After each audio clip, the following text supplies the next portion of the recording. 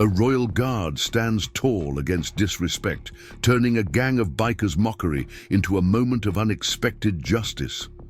What happens next will leave you speechless. They say a picture is worth 1,000 words, but on this particular afternoon outside Windsor Castle, it was a royal guard's dignity that spoke volumes. As day turned to dusk and tourists milled about the ancient grounds, none could have predicted how a confrontation with a rowdy biker gang would transform into a lesson about respect that would captivate millions. The late September air carried a crisp autumn breeze across Windsor Castle's sprawling grounds, where golden sunlight painted long shadows across the ancient stonework. Tourist season was winding down, but the courtyard still buzzed with activity, as visitors from around the world gathered to witness the time-honored changing of the guard ceremony. Sergeant Marcus Bennett stood at his post, his scarlet uniform a striking contrast against the castle's weathered walls. The polished brass buttons of his tunic caught the fading sunlight, and his bearskin hat cast a noble shadow across his face. At 32, Marcus was among the most respected members of the Queen's Guard, known for his unwavering dedication to duty and exceptional discipline. The usual array of tourists circled around him, families with children pointing in wonder, couples taking selfies, and tour groups listening intently to guides explaining centuries of royal tradition. Japanese tourists carefully framed their photographs, while American families chatted excitedly about the history before them. The atmosphere was one of reverence and curiosity, as it had been for generations. But this peaceful scene was about to change with the distant rumble of motorcycle engines. The sound grew louder, cutting through the respectful murmur of the crowd. Heads turned as 3 heavily customized Harley-Davidsons rolled into view, their chrome exhausts gleaming in the afternoon sun. The bikes came to a stop just outside the designated tourist area, their engines finally falling silent but leaving tension in their wake. Their leader, Derek Thompson, swung his leg over his bike with practiced arrogance. His leather jacket was adorned with patches claiming territory and brotherhood, and his boots scraped against the ancient cobblestones as he strode forward. Behind him, Steve Mitchell and Ray Collins followed, their matching jackets marking them as members of the same motorcycle club. "Well, would you look at this?" Derek announced loudly, his voice carrying across the courtyard. "It's like a real-life toy soldier." He nudged Steve with his elbow, drawing snickers from his companions. The crowd of tourists began to shift, uncomfortably, parents pulling their children closer, while others reached for their phones, sensing that something was about to unfold. Mary Parker, an elderly tourist from Yorkshire, clutched her handbag tighter and whispered to her companion, "I don't like the look of this at all." Nearby, David Chen, an international student, had already begun recording with his phone, his face a mixture of concern and curiosity. The late afternoon sun continued its descent, casting longer shadows across the castle grounds, as if nature itself was setting the stage for what was about to unfold. The air grew thick with anticipation as Derek and his gang moved closer to the white line marking the boundary of the guard's post. Sergeant Bennett remained motionless, his eyes fixed forward, embodying centuries of military discipline. His grip on his rifle remained steady, even as the biker's shadow fell across his polished boots. The crowd held its collective breath, wondering what would happen next. Sergeant Marcus Bennett's journey to becoming a Royal Guard wasn't merely a career choice, it was his calling. Standing motionless at his post, his composure reflected years of rigorous training and unwavering dedication. His perfectly pressed scarlet tunic and gleaming boots weren't just a uniform, they were symbols of a tradition he'd sworn to uphold. At 32, Marcus cut an impressive figure. Years of military discipline had sculpted both his physique and character. His shoulders, broad and square beneath the heavy tunic, carried the weight of tradition with natural grace. Even when not in uniform, he moved with the precise, measured steps of a man who understood that every action reflected not just on himself, but on centuries of military heritage. Before joining the Queen's Guard, Marcus had served with distinction in the British Army's 1st Battalion. His commanding officers noted not just his physical prowess, but his exceptional ability to maintain composure under pressure. It was this quality that made him stand out during the grueling selection process for the Queen's Guard, where mental fortitude was just as crucial as physical strength. Fellow guards often spoke of Marcus's dedication during training. In summer's brutal heat or winter's biting cold, he would be the first to arrive and the last to leave, perfecting every minute detail of his performance. His attention to detail became legendary among the newer recruits, from the precise angle of his bearskin hat to the immaculate shine of his brass buttons. Everything had to be perfect, but there was more to Marcus than just military precision. In the barracks, he was known for his quiet wisdom and unwavering support of his fellow guards. Young recruits often sought his advice, not just about military protocol, but about life's challenges. He had a way of listening that made people feel heard, understood, and respected. His family's military legacy stretched back generations. His grandfather had served in World War II, and his father had been a Royal Marine. The stories they shared around the dinner table during his childhood had shaped his understanding of duty, honor, and sacrifice. These weren't just abstract concepts to Marcus. They were principles he lived by every day. The role of a Queen's Guard wasn't just about standing still and looking impressive for tourists. Marcus understood the deeper significance of his position. Every movement, or lack thereof, represented the unwavering strength and dignity of the British monarchy. The tourists might see a man in a ceremonial uniform, but Marcus knew he was part of a living tradition that connected past, present, and future. Today's shift had started like any other. He'd arrived at the barracks 2 hours before his post time, meticulously preparing his uniform. Each brass button was polished to a mirror shine, every pleat in his tunic pressed to razor sharpness. His bearskin hat, carefully brushed and positioned at the exact regulation angle, added the final touch of ceremony to his appearance. Captain Edward Wilson, his superior officer, had commented just that morning on Marcus's exemplary record.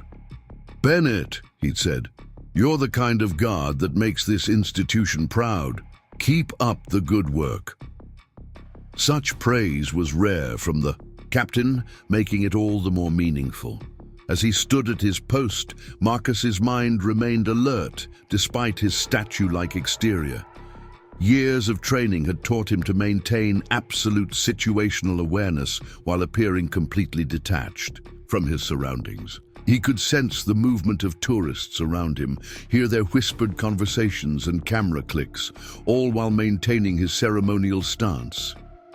His eyes, fixed straight ahead as per protocol, didn't need to move to track the shifting dynamics of the crowd around him. Like a chess master anticipating moves several steps ahead, Marcus could sense when someone was about to cross boundaries or attempt to provoke a reaction. It was a skill honed through countless hours of service, dealing with everything from overexcited children to intoxicated tourists. The weight of his ceremonial rifle, held precisely at the shoulder, had long since ceased to be a burden. It had become an extension of himself, as natural as breathing. Every guard learned to embrace the discomfort, to transform it into a source of strength. The small discomforts, the weight of the bearskin hat, the heat of the thick wool uniform, the strain of standing perfectly still, were badges of honor rather than inconveniences. Now, as the rumble of motorcycle engines disturbed the usual atmosphere of respectful tourism, Marcus's training kicked into even higher gear. His external appearance remained unchanged, but his senses heightened, analyzing the changing situation, while maintaining absolute composure. Years of experience told him this situation might require every ounce of discipline he'd cultivated. Derek Thompson swaggered across the courtyard, his heavy boots deliberately loud against the ancient cobblestones. At 35, he cut an imposing figure, 6 feet of leather-clad attitude, topped with a sleeve of tattoos that crept up his neck and disappeared beneath his collar. His motorcycle club patch proudly displayed on the back of his weathered leather jacket read Road Warriors MC, a name that had earned both respect and notoriety across British highways. Behind him, Steve Mitchell and Ray Collins flanked their leader like practiced choreography. Steve, the oldest at 43, wore his graying beard like a badge of honor, his weathered face telling stories of countless miles on the open road. Ray, the youngest at 32, carried himself with the nervous energy of someone always looking to prove himself worthy of the patch on his back. "Look at this, boys," Derek announced, his voice carrying the rough edge of someone who'd spent too many years shouting over motorcycle engines. "They've got themselves a real-life mannequin." He gestured toward Marcus with an exaggerated flourish, playing to the growing crowd of onlookers. Preparing and narrating this story took us a lot of time, so if you are enjoying it, subscribe to our channel. It means a lot to us. Now back to the story. The tourist groups that had been peacefully observing the guard began to shift uncomfortably, creating a subtle ripple effect through the courtyard. The 3 bikers had spent the morning at various pubs along the countryside, their blood warmed by ale and their confidence bolstered by liquid courage. It hadn't been their intention to stop at Windsor Castle. They were supposed to be heading to a rally in Reading, but Derek had spotted the guard from the road and couldn't resist the detour. "You know what I never understood?" Derek continued, pulling a half-smoked cigarette from behind his ear and lighting it, despite the clearly posted "no smoking" signs. "Why anyone would want to stand around all day dressed like a circus performer." Steve and Ray dutifully chuckled at their leader's wit, while tourists began pulling out their phones, sensing the building tension. Ray, eager to contribute to the show, stepped forward. "Maybe he's one of those wind-up toys, Derek, you know, needs a key in the back to move." His attempt at humor earned him an approving smirk from Derek, who took a long drag from his cigarette before flicking ash in the direction of Marcus's spotless boots. The bikers' leather jackets creaked as they moved closer, their patches and pins catching the afternoon light. Each piece of metal told a story, rallies attended, territories claimed, challenges met. Derek's jacket bore a special patch reading, President, a title he'd earned through years of building the club's reputation, often through means that skirted the edges of legality. Steve, usually the voice of reason in the group, seemed content to play along today. "Should we see if we can make it dance?" he suggested, earning another round of laughter. The alcohol in their systems had dulled whatever sense of propriety they might have normally possessed, replacing it with a dangerous mixture of bravado and poor judgment. Derek took another step forward, deliberately scuffing his boots on the ground. His breath, heavy with the smell of stale beer and cigarettes, carried across the space between him and the guard. "Hey, fancy boy," he called out, his voice taking on a more aggressive edge. "Don't you get tired of being the Queen's puppet?" The crowd had grown larger now, drawn by the spectacle. Phones recorded from every angle, their owners both repelled and fascinated by the unfolding drama. A young mother hurriedly ushered her children away, while a group of teenage tourists whispered excitedly among themselves, their cameras raised high. "Look at that hat," Ray chimed in again, growing bolder with each passing moment. "Bet that'd look better on one of our bikes than on his head." The suggestion hung in the air like smoke, causing a ripple of nervous murmurs through the watching crowd. Derek's eyes lit up at the idea, a dangerous smile spreading across his face. Steve reached into his jacket pocket, pulling out a flask. "Maybe our friend here needs a drink to loosen up," he suggested, unscrewing the cap with deliberate slowness.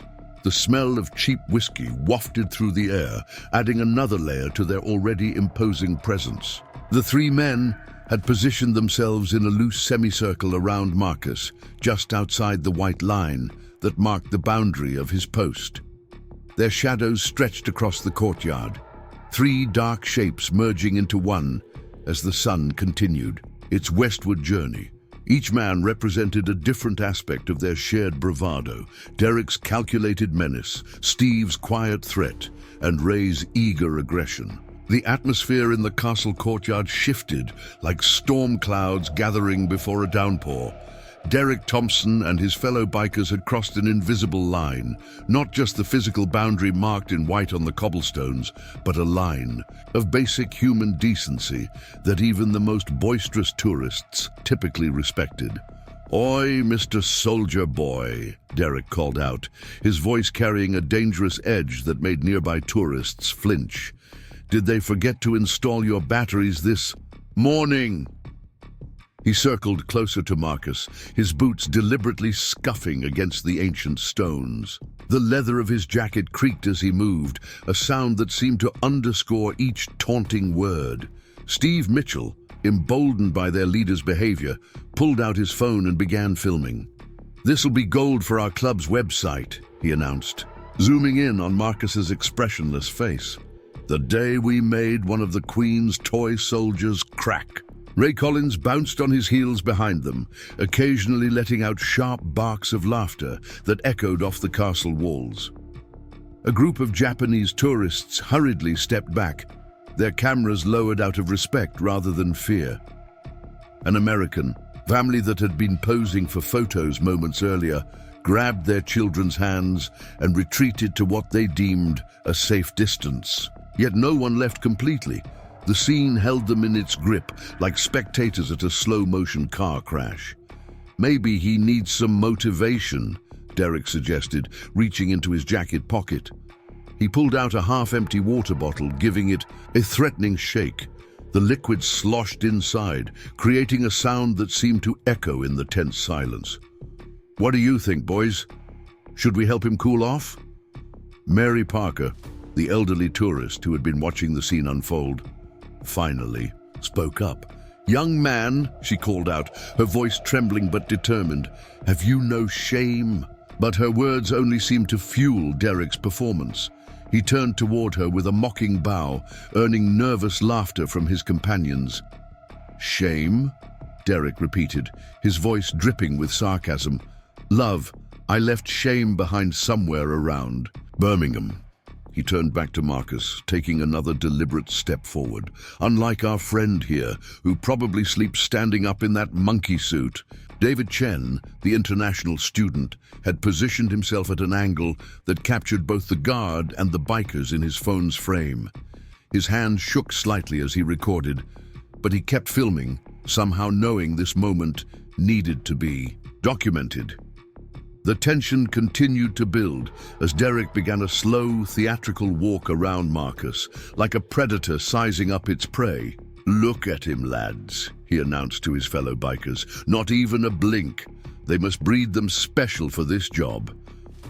He paused directly behind Marcus, close enough that his breath would have rustled the guard's collar, had it not been for the height difference created by the bearskin hat. Emma Roberts, clutching her young son Jack's hand, watched with growing concern. "Someone should call security," she whispered to nobody in particular, but nobody moved. The crowd seemed paralyzed, caught between the desire to intervene and the fear of escalating the situation.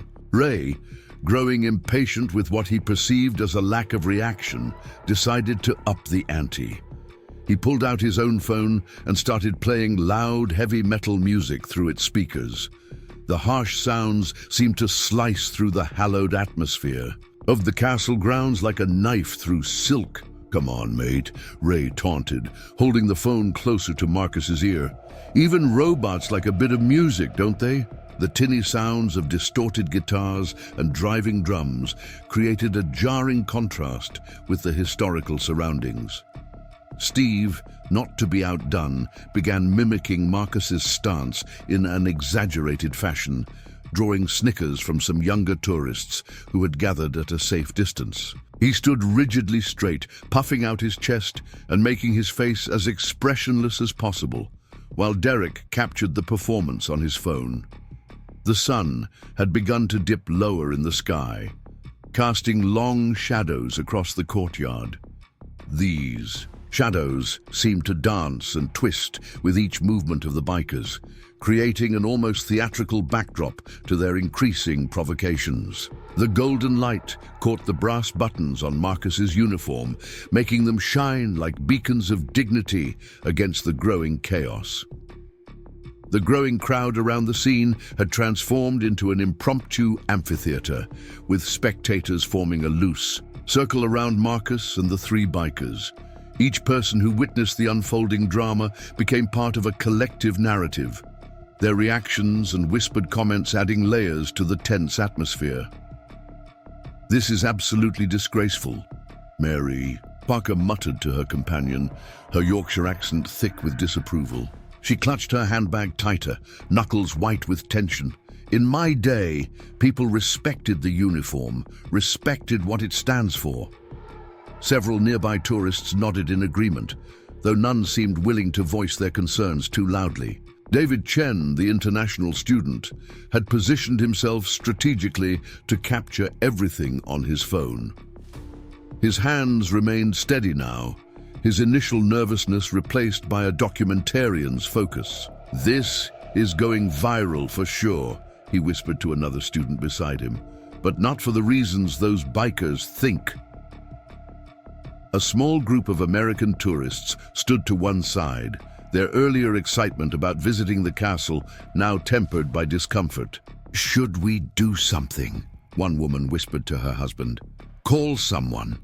Her husband shook his head slightly, nodding toward the security cameras mounted on the castle walls. "Someone's already watching," he assured her, though his voice carried more hope than conviction. Emma Roberts had moved her son Jack behind her, but the boy peered around her legs, his eyes wide with a mixture of fear and fascination. "Mummy," he stage whispered, loud enough for those nearby to hear, "why are those men being so mean?" His innocent question hung in the air, making several onlookers shift uncomfortably.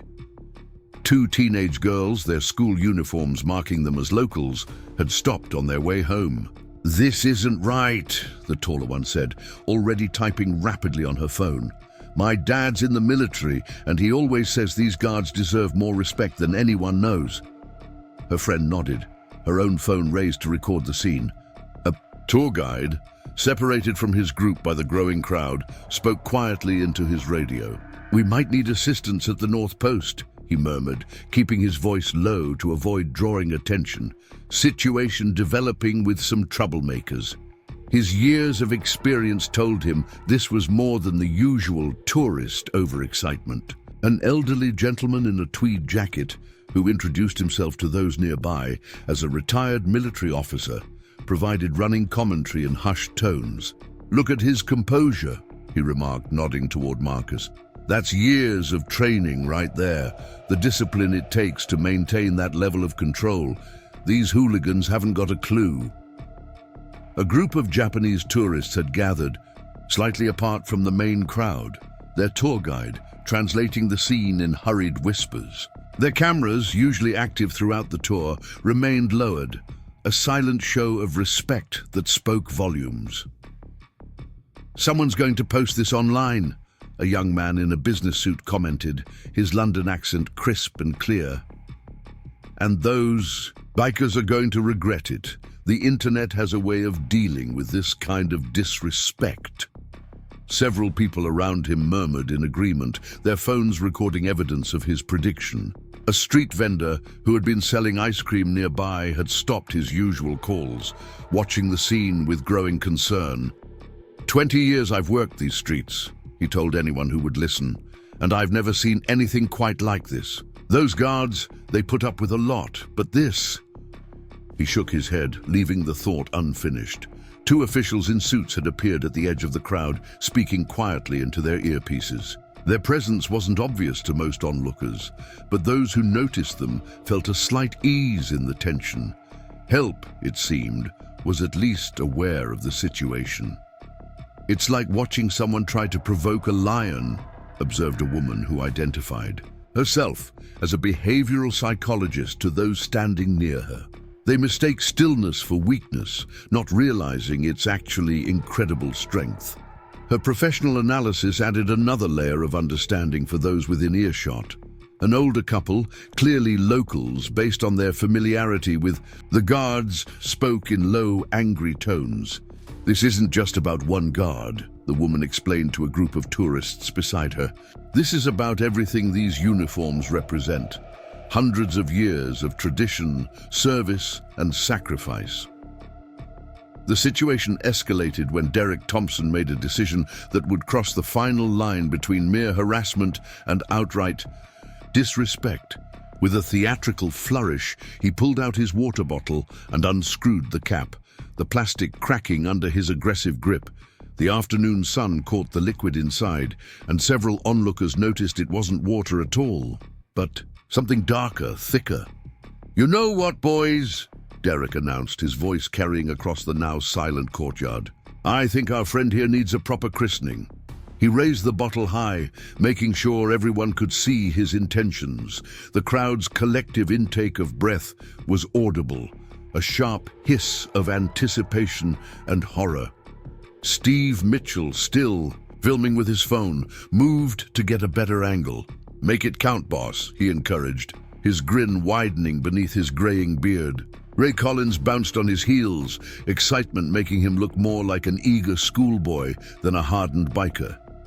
"This uniform," Derek continued, circling Marcus like a shark, "probably costs what, £1,000? 2,000? He paused, directly in front of the guard, close enough that the guard's reflection was visible in his mirrored sunglasses. "Let's see how it looks with some special decoration." The first splash of dark liquid arced through the air in slow motion, seeming to hang suspended for a moment before splattering across the front of Marcus's scarlet tunic. The brown liquid, unmistakably motor oil, created an ugly stain that immediately began to spread across the immaculate wool. "Bullseye!" Ray whooped, while Steve zoomed in on the spreading stain. Derek, emboldened by his success, didn't stop there. He upended the bottle completely, allowing the rest of the oil to cascade down the front of the uniform, some of it spattering onto the ceremonial rifle and the gleaming brass buttons. Emma Roberts gasped audibly, pulling Jack closer to her. The young boy buried his face in his mother's coat, unable to watch. Mary Parker let out a strangled cry of, "Stop this at once!" But her voice was lost in the general murmur of shock that rippled through the crowd. The oil dripped slowly down Marcus's uniform, creating dark rivulets that traced paths across the bright scarlet wool. Each drop that fell seemed to echo in the stunned silence that had fallen over the courtyard. The bearskin hat, worth thousands of pounds and representing centuries of tradition, now bore dark spots where the oil had splashed up. "Now that's what I call an improvement," Derek declared, tossing the empty bottle aside. It clattered across the cobblestones, the sound unnaturally loud in the tense atmosphere. "Bit of a makeover for the Queen's puppet, eh, boys?" But something had changed in the atmosphere. The crowd's initial shock had transformed into something else, a palpable anger that seemed to charge the air like electricity before a storm. The phones recording the scene were no longer held with trembling hands, but with righteous steadiness, documenting what many would later describe as a moment of pure desecration. David Chen, still filming, muttered under his breath, "This is going to blow up, and not in the way they think." His prediction would prove more accurate than he could have imagined. An elderly veteran in the crowd removed his cap, holding it against his chest in a gesture of respect that was quickly mimicked by others.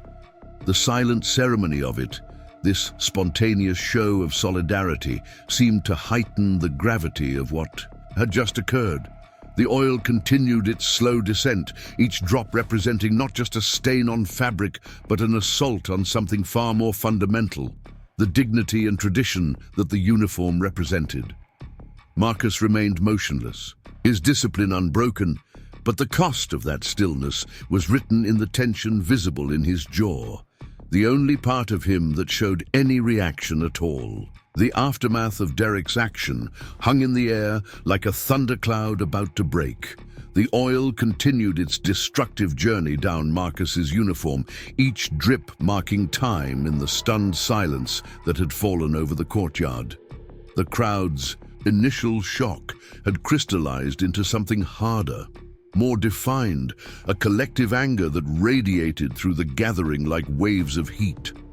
Marcus Bennett stood unwavering, his posture perfect despite the desecration of his uniform. The discipline ingrained through years of service held firm, though beneath the surface a storm was brewing. Every drop of oil that stained the scarlet wool represented not just an attack on his uniform, but on the very institution he had sworn to serve. The first reaction came from an unexpected quarter. A police officer who had been patrolling nearby. Officer Andrew Brooks pushed through the crowd with purposeful strides. His face, usually schooled to professional neutrality, showed clear disgust at the scene before him. Close behind him, Sergeant Claire Morrison appeared, her hand already on her radio. "Step away from the guard," Officer Brooks commanded, his voice cutting through the tension like a knife. "All three of you back behind the line, now." His tone left no room for argument, though Derek seemed temporarily inclined to test that boundary. The biker's bravado, so prominent moments before, began to show its first cracks. Steve lowered his phone, though it continued recording. Ray's bouncing energy stilled, replaced by a nervousness that showed in his darting glances toward Derek, seeking direction. Derek, however, wasn't ready to relinquish his moment of perceived triumph. "Just having a bit of fun, officer," he said, spreading his hands in a gesture of mock innocence. "No harm done, right? Nothing a good dry cleaning won't fix." His attempt at humor fell flat in the charged atmosphere. The crowd's response began to manifest in waves. Phones that had been recording the incident were now being used to make calls to the police, to the castle authorities, to news outlets. Social media platforms were already lighting up with clips of the incident, spreading across the internet at the speed of outrage. Mary Parker, her earlier restraint forgotten, stepped forward. "I saw everything, officer," she announced, her voice carrying the weight of moral authority. "These hooligans deliberately defaced a Queen's Guard uniform. They should be arrested." A murmur of agreement rippled through the crowd. David Chen, still recording, had switched to live streaming the scene. "This is going out live," he announced, loudly enough for the bikers to hear. "Everyone's going to see what you did." His words seemed to hit home, particularly with Steve, who suddenly looked less sure of himself.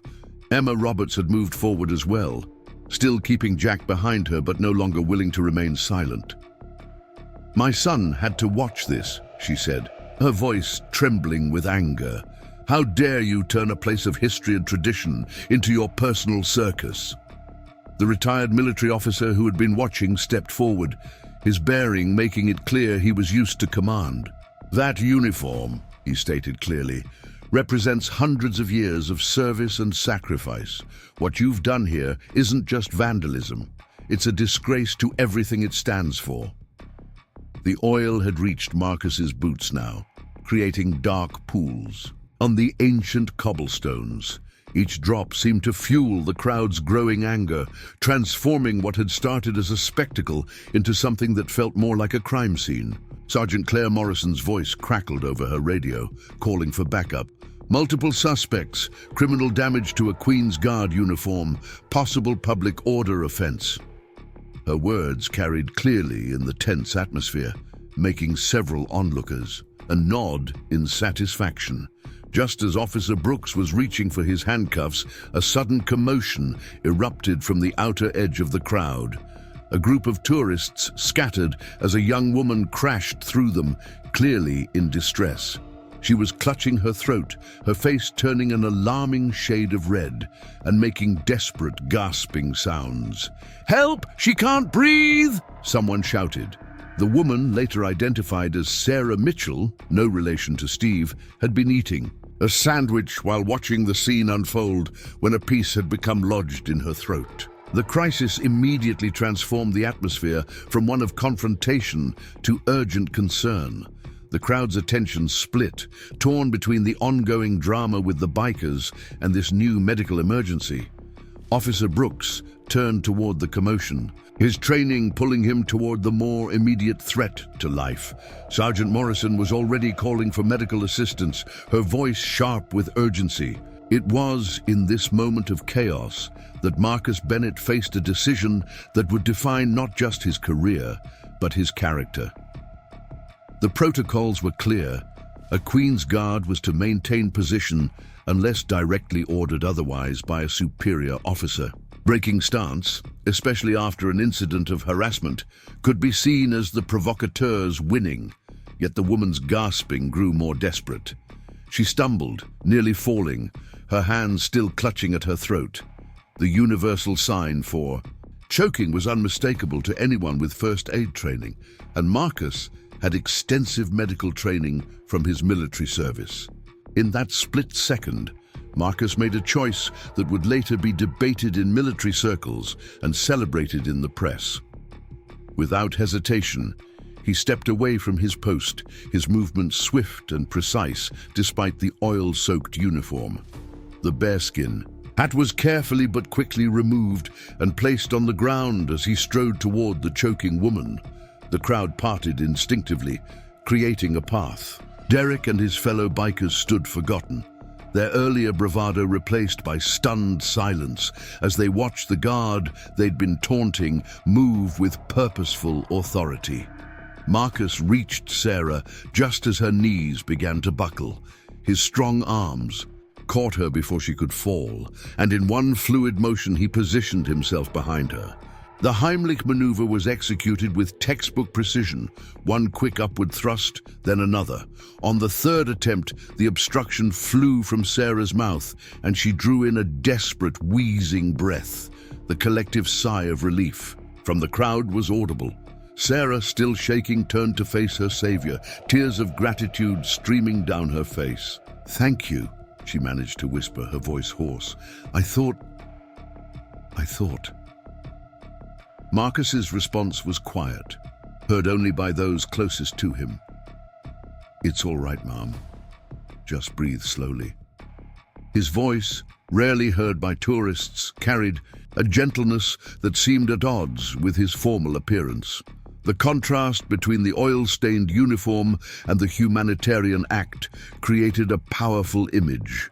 Several people in the crowd were openly weeping, moved by the guard's immediate choice to aid someone in distress, regardless of protocol or his own situation. Emma Roberts lifted young Jack onto her shoulders so he could see better. "See that, love?" she said, her voice thick with emotion. "That's what a real hero looks like." Jack nodded solemnly, his earlier fear forgotten as he watched the scene unfold. In the wake of saving Sarah Mitchell's life, Marcus Bennett's actions revealed layers of character that transcended his role as a Queen's Guard. Still standing in his oil-stained uniform, he maintained a protective stance near Sarah while Officer Brooks radioed for medical assistance. The afternoon sun caught the dark stains on his uniform, but somehow they no longer seemed like marks of disgrace. Instead, they had become badges of honor, testament to choosing humanity over protocol. "Are you feeling dizzy, Mom?" Marcus asked Sarah quietly, his training as a combat medic evident in his methodical assessment.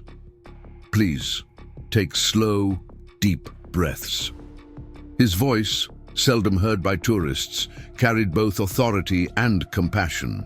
The crowd watched in respectful silence as he conducted a brief medical check, his movements precise and professional despite the uncomfortable state of his uniform. Sarah nodded, still catching her breath. "I can't believe," she started, then looked at his ruined uniform with horror. "Your uniform. I'm so sorry you had to." Marcus cut her off gently. "The uniform can be cleaned, ma'am. A life cannot be replaced." The simplicity and sincerity of his statement seemed to hang in the air, carrying weight far beyond the immediate situation.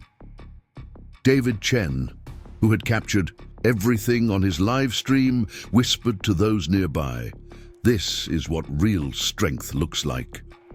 His camera remained focused on Marcus, capturing the guard's quiet dignity as he continued to ensure Sarah's well-being. The three bikers stood forgotten at the edge of the scene, their earlier bravado deflated by the stark contrast between their behavior and Marcus's selfless action. Derek Thompson, in particular, seemed unable to look away from the scene, his face a complex mixture of emotions. As paramedics arrived to check on Sarah, Marcus prepared to return to his post. But before he could move, Captain Edward Wilson appeared, having been summoned by the commotion. The captain took in the scene, the oil-stained uniform, the gathered crowd, the shaken woman being attended by paramedics. "Report, Bennett," Captain Wilson commanded, his tone formal but not unkind. Marcus snapped to attention, despite his disheveled state. "Sir, confronted with a civilian medical emergency, I made the decision to break post to perform life-saving intervention. I accept full responsibility for any breach of protocol." The captain's response surprised many in the crowd. "At ease, Bennett. You've demonstrated the highest principles of service today.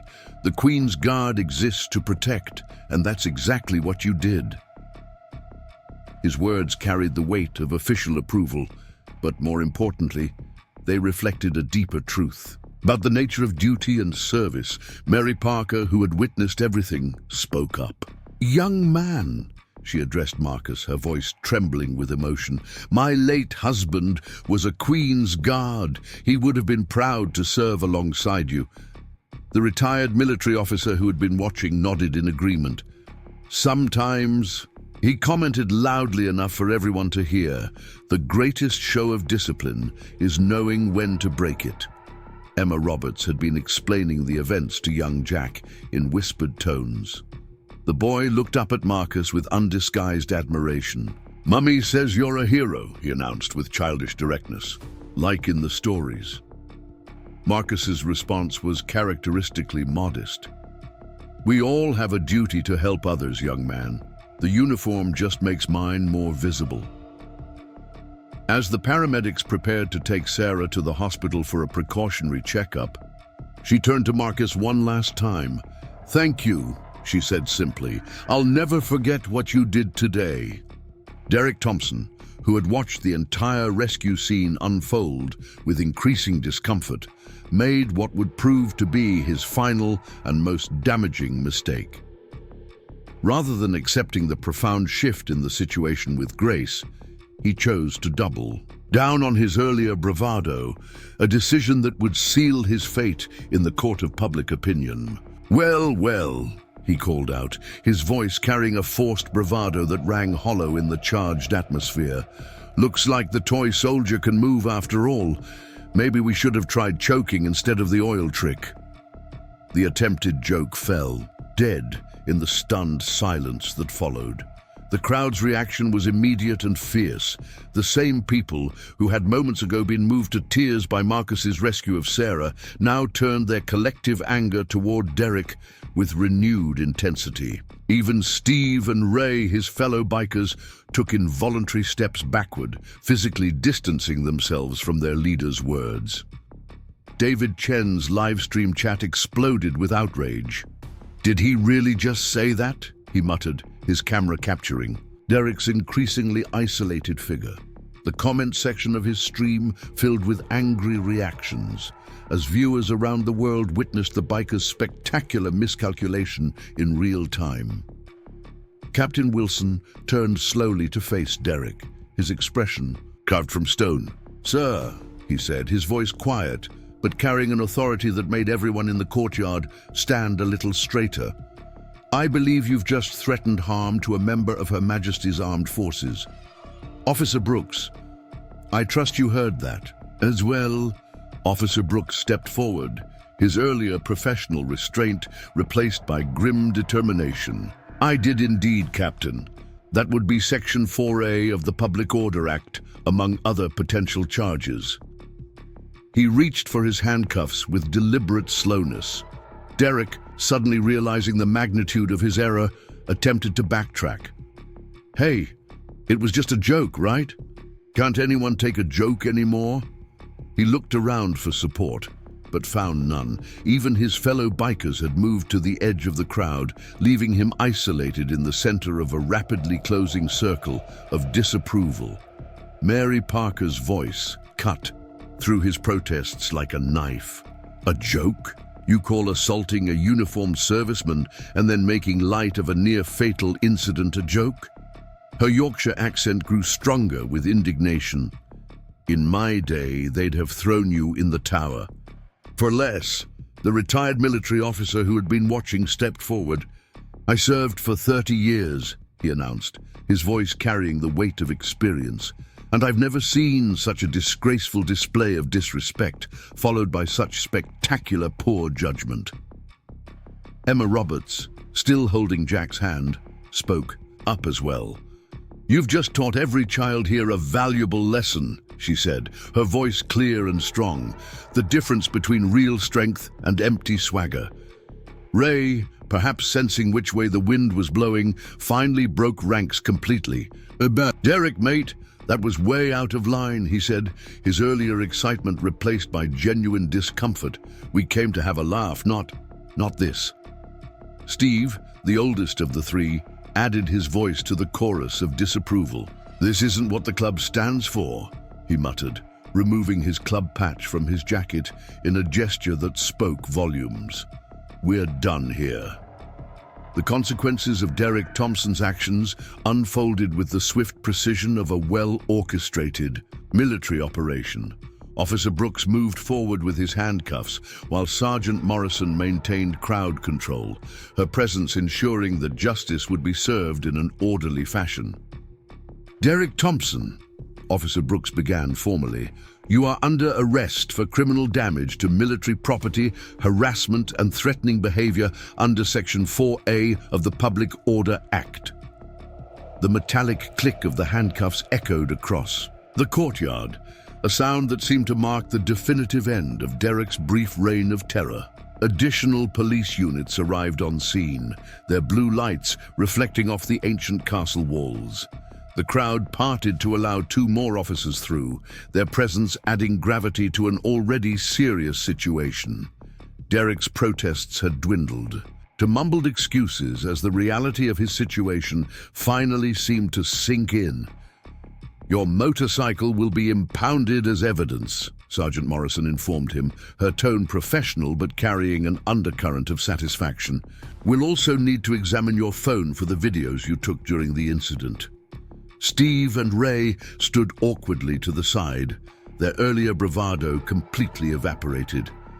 A young police constable was taking their details, their faces showing the dawning realization that they too might face consequences for their role in the incident. "The cost of a Queen's Guard uniform," Captain Wilson announced to the officers, "is approximately $2,000 for the tunic alone. The bearskin hat, which has also been damaged, is valued at $1,500. We'll be pressing charges for the full amount of damages." The crowd that had gathered to witness the arrest was no longer filming with phones raised high, but instead watching with quiet satisfaction as justice took its course. Mary Parker nodded approvingly at each charge read out, while David Chen continued his live stream, providing commentary for his growing audience. "The videos are already everywhere," David informed those nearby, checking his phone. "It's trending on multiple platforms. The Shark Queen's Guard Hero and Shark Biker Shame are both picking up steam." The power of social media was working its magic, ensuring that the incident would live on long after the immediate drama had concluded. A representative from the castle's administration office arrived, clipboard in hand, to document the damage to the uniform. She photographed the oil stains methodically, each click of her camera adding to the evidence against Derek. "This will all be included in the official report," she stated, her precise documentation leaving no room for doubt about the extent of the damage. Emma Roberts had remained with young Jack, using the unfolding scene as a teaching moment. "See, love," she explained quietly. "This is what happens when people forget about respect and dignity, but it's also what happens when good people stand up for what's right." The retired military officer who had witnessed everything approached Captain Wilson. "I served in the regiment myself years ago," he said, offering his card. "I'd be happy to provide a witness statement about everything I saw here.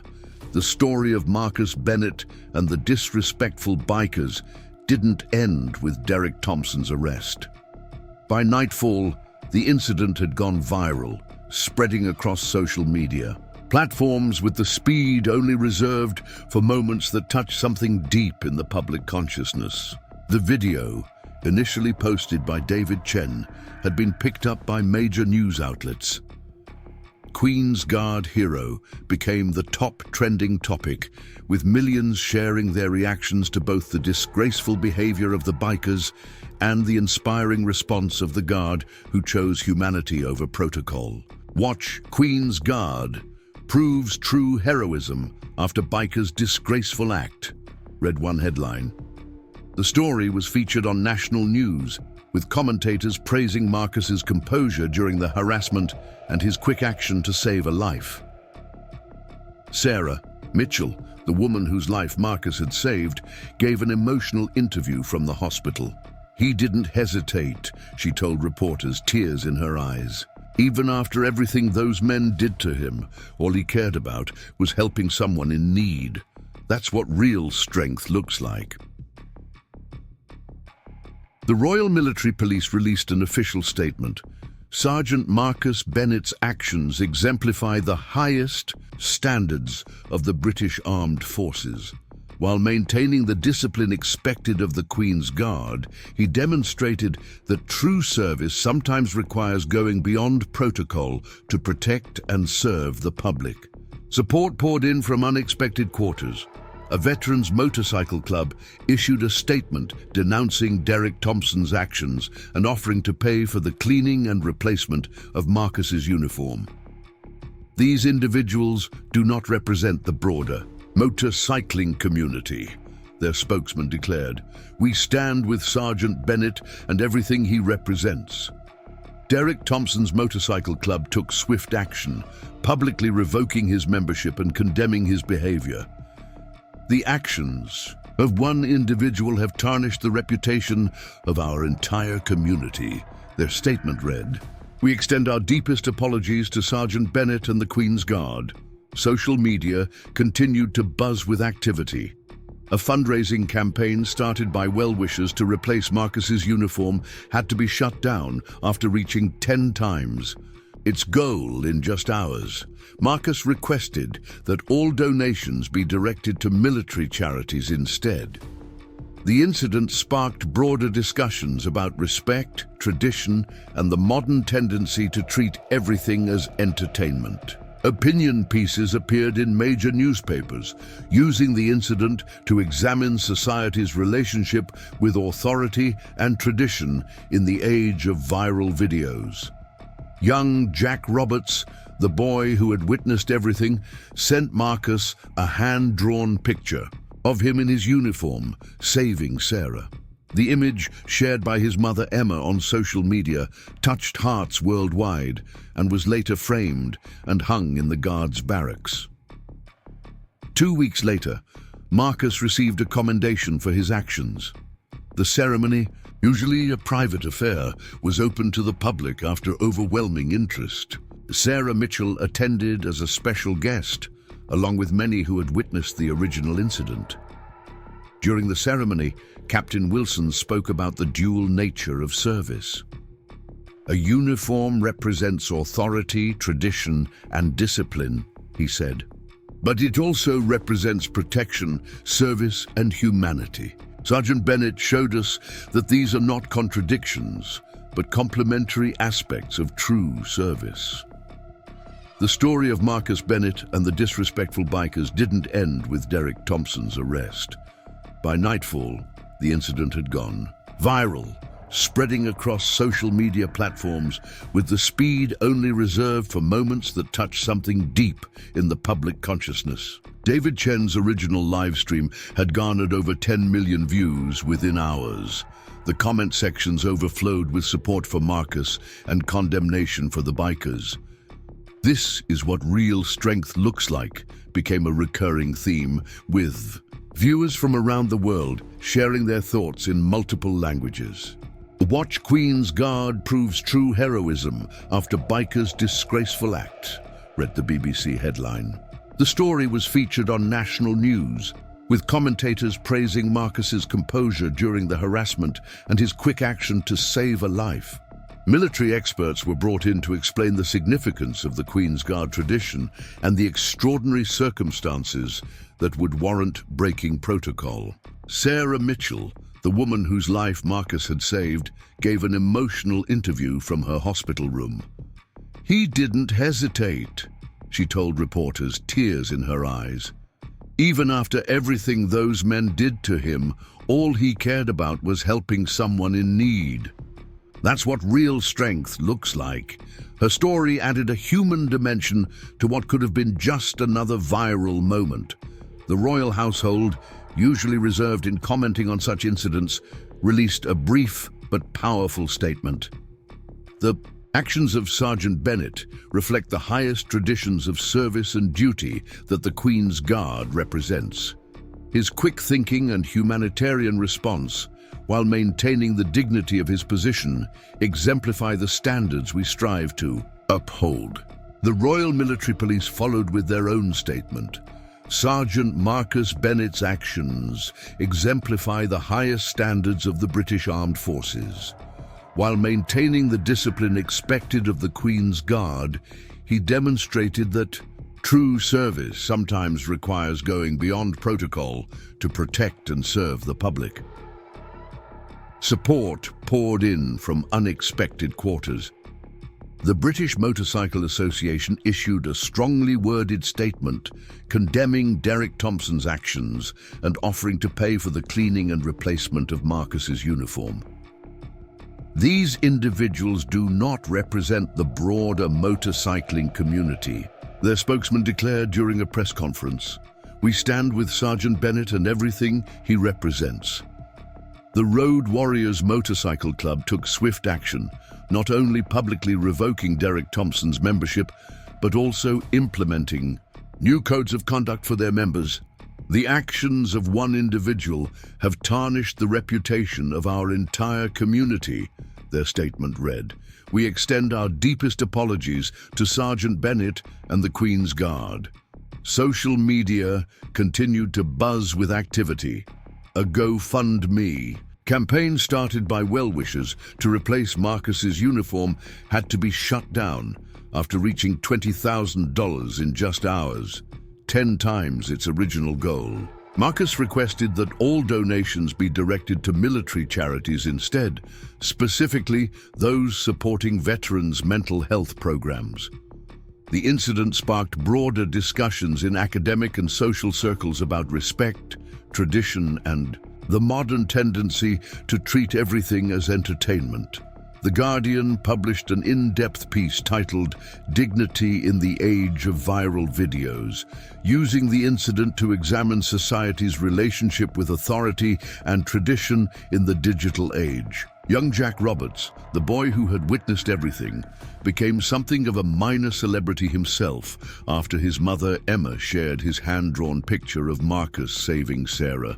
The crayon drawing, showing Marcus in a slightly lopsided but recognizable bearskin hat helping a falling figure, touched hearts worldwide. The image was later framed and hung in the guards' barracks, serving as a reminder that even the youngest observers understand the difference between right and wrong. 2 weeks after the incident, Marcus received a commendation for his actions in a ceremony at Windsor Castle. Usually a private affair, the ceremony was open to the public after overwhelming interest. Sarah Mitchell attended as a special guest, along with many who had witnessed the original incident. The courtyard where the confrontation had taken place was now filled with supporters and well-wishers. During the ceremony, Captain Wilson delivered a powerful speech about the dual nature of service that would later be quoted in military training materials. "A uniform represents authority, tradition, and discipline," he said, his voice carrying across the hushed courtyard. "But it also represents protection, service, and humanity." Sergeant Bennett showed us that these are not contradictions, but complementary aspects of true service. The incident had lasting effects on tourist behavior at royal sites across London. The Royal Parks and Palaces Authority reported a marked decrease in inappropriate interactions with guards. Tour guides began incorporating the story into their presentations, using it as an example of both what not to do and the true meaning of the guard's presence. Derek Thompson's legal troubles mounted in the weeks following the incident. Beyond the criminal charges, he faced civil suits for damages and a lifetime ban from all royal properties. His viral infamy made finding employment difficult, leading him to eventually release a public apology video that itself went viral. "I was wrong," he admitted in the video, looking considerably more humble than during the incident. "I mistook tradition for weakness and discipline for submission. I've learned that true strength isn't about making others look small. It's about standing tall in service of others, just like Sergeant Bennett demonstrated." The motorcycle community's response went beyond mere statements. Clubs across the UK organized a Ride for Respect event, with thousands of bikers converging on Windsor Castle in a peaceful demonstration of support for the Queen's Guard. Each rider wore a black armband with red trim, matching the colors of the Guard's uniform. Marcus's story became part of the official training curriculum for new Queen's Guard recruits. The incident was used to illustrate the delicate balance between maintaining tradition and responding to genuine emergencies. Protocol exists to serve. People, not the other way around, became a common teaching point. International media picked up the story, with newspapers and television stations from around the world sending reporters to interview Marcus. He handled the attention with characteristic grace, consistently deflecting praise and emphasizing the importance of duty and service. "I'm just one representative of a long tradition of service," he would say. "The uniform represents something much bigger than any individual." The original video found its way into educational programs about civil service, respect, and moral courage. Schools across the UK used it as a starting point for discussions about citizenship and duty. One teacher reported that her students now played Queen's Guard during recess, but instead of just standing still, they would look for ways to help others while maintaining their dignity. The impact of the incident rippled through social media in unexpected ways. Internet memes celebrating Marcus's stoicism began appearing, often contrasting the oil-stained uniform with his life-saving action. "Be a Marcus, not a Derek," became a popular phrase used to encourage people to maintain dignity in the face of provocation. Sarah Mitchell started a foundation called Guards of Honor, dedicated to promoting respect for service members and funding scholarships for young people interested in military service. The foundation's first fundraising event, held 6 months after the incident, raised over $100,000 with Marcus as the guest of honor. The tourist industry around Windsor Castle evolved in response to the incident. New signs were installed explaining the history and significance of the Queen's Guard, complete with QR codes linking to educational videos. Gift shops began selling Respect the Guard merchandise, with proceeds going to military charities. David Chen's career took an unexpected turn. His live-stream coverage led to an internship with a major news network, where he produced a documentary titled Beyond the Bearskin: The Real Lives of the Queen's Guard. The film featured interviews with current and former guards, including Marcus, exploring the dedication required for their unique service. Emma Roberts and young Jack became advocates for military respect in their own right. Jack's school invited Marcus to speak at their assembly, where the guard explained to wide-eyed students how discipline and compassion work together. The children presented him with a wall of thank you cards, each featuring their own interpretations of his heroic actions. The retired military officer who witnessed the incident, revealed to be Colonel James Harrison Rittershbow, wrote a compelling opinion piece for The Times titled "Tradition Meets Humanity, a Lesson for Modern Times." His words resonated with both military and civilian readers. In an age where tradition is often dismissed as outdated and discipline as unnecessary, Sergeant Bennett demonstrated why both remain vital. His composure during provocation and his decisive action during crisis represent the perfect balance of strength and service. The legal aftermath of the incident set new precedents. The court's ruling against Derek Thompson included mandatory cultural sensitivity training and community service at veterans organizations. This sentence model was subsequently applied in similar cases of disrespect towards ceremonial guards across the Commonwealth. The Road Warriors Motorcycle Club underwent a complete transformation.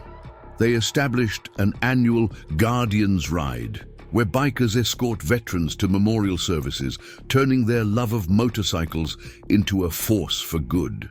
The first ride saw over 500 bikers participating, with Marcus leading the procession in a specially designed motorcycle bearing the Queen's Guard colours. Professional training organisations began using the incident as a case study in crisis management and public relations. Business schools incorporated it into their ethics curricula, examining how Marcus's split-second decision to break protocol actually reinforced the deeper values his position represented. The incident's influence reached far beyond British borders. Military ceremonial units worldwide began incorporating the Bennett Protocol into their training, guidelines for maintaining dignity while responding to emergencies.